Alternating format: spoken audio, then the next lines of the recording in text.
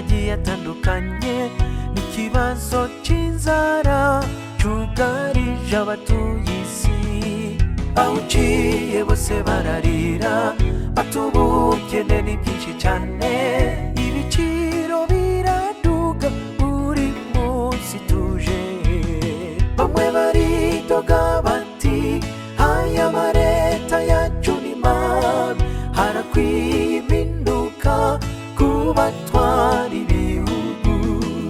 Ariko njye siko mbibona, ntabwo ari ikibazo cy'amareta, turiko duhangana na bya bihe byahanuwe. Humura amaso yawe, ibi bihe turimo si byo kubyina namba,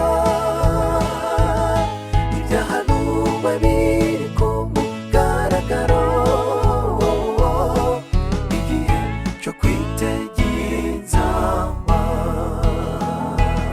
humura amaso yawe, ibi bihe turimo si byo kubyina namba,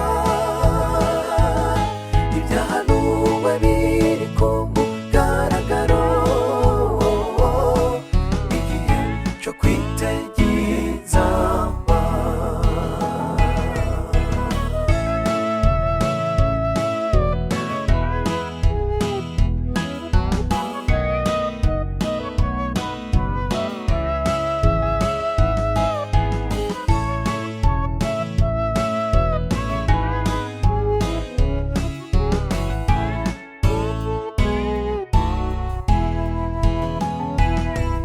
Ibihugu by'ibihanganye bikoresha amanama menshi cyane ngo bahangane n'ikibazo cy'inzara cyateye isi.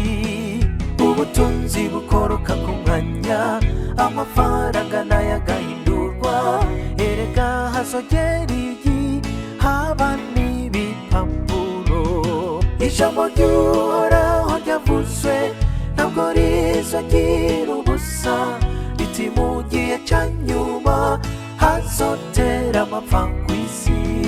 Nimwemere twiyegurire Imana, je nicyo mbona gisigaye, dusenge ubudasiba